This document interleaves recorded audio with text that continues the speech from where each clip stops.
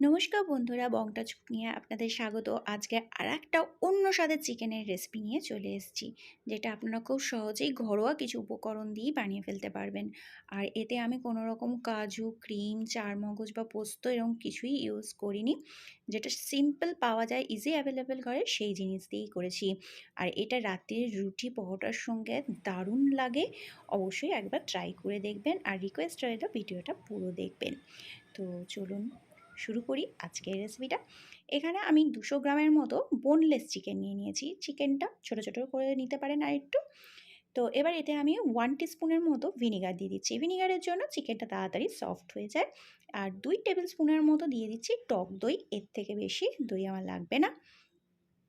আর এখানে আমি অল্প করে দিয়ে দিচ্ছি রসুন বাটা আর আদা বাটা, কারণ পরে আবার রান্নায় আমরা ইউজ করব। আর এখানে 1 টিস্পুনের মতো দিয়ে দিচ্ছি কাশ্মীরি লঙ্কার গুঁড়ো, 1/4 মতো গরম মশলা গুঁড়ো, আর পরিমাণ মতো লবণ দিয়ে দিলাম।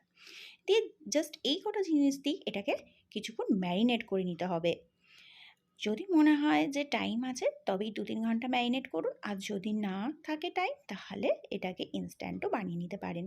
তো এটাকে আপনারা প্রথমে রান্নার আগে মাখিয়ে নেবেন, তারপর গ্রেভির যে প্রিপারেশনটা সেটা আমরা শুরু করব, ততক্ষণ এটা 15 মিনিটস হয়ে যাবে। তো এটাকে আমি সাইডে রেখে দিচ্ছি। দিয়ে আমি কড়াইতে দিয়ে দিচ্ছি 6 টেবিল স্পুনের মতো সাদা তেল। রান্নাটা পুরোটাই সাদা তেলে করব। এখানে আমি 3টে মিডিয়াম সাইজের পেঁয়াজ কুচি কুচি করে নিয়েছি, আর দিয়ে দিচ্ছি কাঁচা লঙ্কা কুচি 2টোর মতো। আপনাদের ঝালের পরিমাণ অনুযায়ী আপনারা কম বেশি করতেই পারেন। তো এটা আমি যেভাবে করেছি, লঙ্কাগুলো ঝাল ছিল আর এই ঝালটা সাফিসিয়েন্ট ছিল। তো এটাকে আমি দিয়ে ভালো করে ভেজে নেব। পেঁয়াজটা পুরোপুরি লাল হবে এরকম নয়, মোটামুটি সতে হয়ে যাবে। আমি 2 মিনিটের মতো এটাকে ফ্রাই করে নেব। আস্তে আস্তে হালকা একটু কালার চেঞ্জ হবে পেঁয়াজটার। আমি তখন এতে দিয়ে দিচ্ছি 1 টেবিল স্পুনের মতো রসুন বাটা আর 1 টিস্পুনের মতো আদা বাটা। যেহেতু এটা চিকেন তাই আমি রসুনটা বেশি ইউজ করছি। তো দিয়েও এটাকে ভালো করে ভাজা ভাজা করে নেব, যাতে আদা বা রসুনের রসমেলটা না থাকে। এটাকে দিয়েও ভালো করে 2 মিনিটের মতো ভেজে নিন। স্টেপ বাই স্টেপ এরকম ভেজে নিলে এর টেস্টটা দারুণ হবে। আর এখানে কিন্তু খুব সিম্পল কিছু উপকরণ ইউজ করছি। এটাকেও আমি 2 মিনিটের মতো ভালো করে ভেজে নিচ্ছি। দেখুন কালারটা খুব সুন্দর চেঞ্জ হয়ে গেছে। এবার এতে আমি অ্যাড করে দেবো 2টো বড় সাইজের টমেটো। টমেটোটা একটু বেশি লাগবে। যদি বড় টমেটো না হয় তাহলে 3টে মিডিয়াম সাইজের টমেটো দিয়ে দিতে পারেন। আর এটা ছোটো ছোটো কুচি করে নিয়েছি। আর একটা বড় সাইজের ক্যাপসিকাম দিয়ে দিলাম। আর ক্যাপসিকামগুলোকে আমি কিউব করে কেটে নিয়েছি। এখানে 1 টিস্পুনের মতো হলুদ গুঁড়ো, 1 টিস্পুনের মতো কাশ্মীরি লঙ্কার গুঁড়ো, 1 টেবিল স্পুনের মতো ধনে গুঁড়ো, আর দিয়ে দিচ্ছি এখানে 1 টিস্পুনের মতো চাট মশলা, দিয়ে দিচ্ছি পরিমাণ মতো লবণ। ব্যাস এই কটাই মশলা চাই। আর এই মশলাগুলো কিন্তু বাড়িতে ইজি অ্যাভেলেবেলই থাকে। তো এটাকে দিয়ে আমি খুব ভালো করে একটু কষিয়ে নেব, যাতে মশলার যে কাঁচা গন্ধ সেটা না থাকে।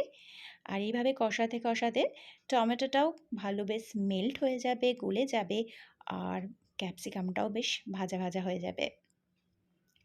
দেখুন কি সুন্দর একটা সাইড থেকে তেল ছাড়তে শুরুই করেছে। এরকমভাবে আমি মশলাটা কষিয়ে নিলাম।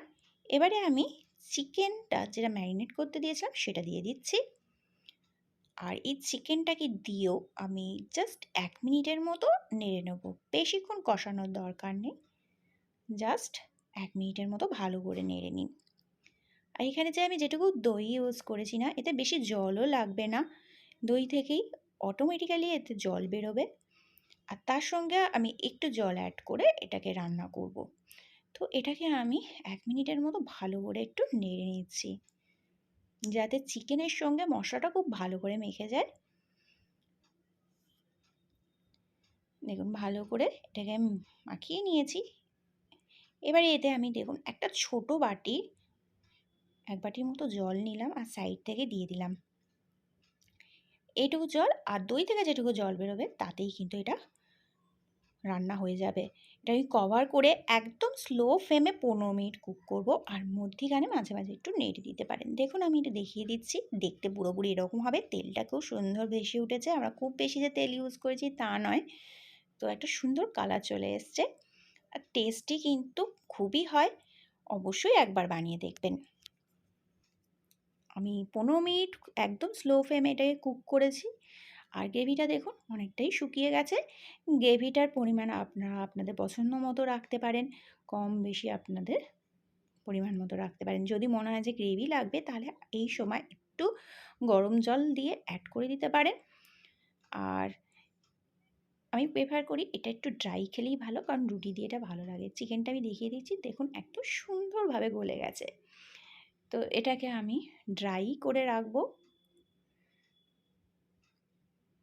আমি একটু ভালো করে চিকেনটাকে মিশিয়ে নিলাম। আর লাস্টে দিয়ে দিচ্ছি 1 টিস্পুনের মতো রোস্টেড কসুরি মেথি, দিয়ে দিচ্ছি 1/4 মতো গরম মশলা,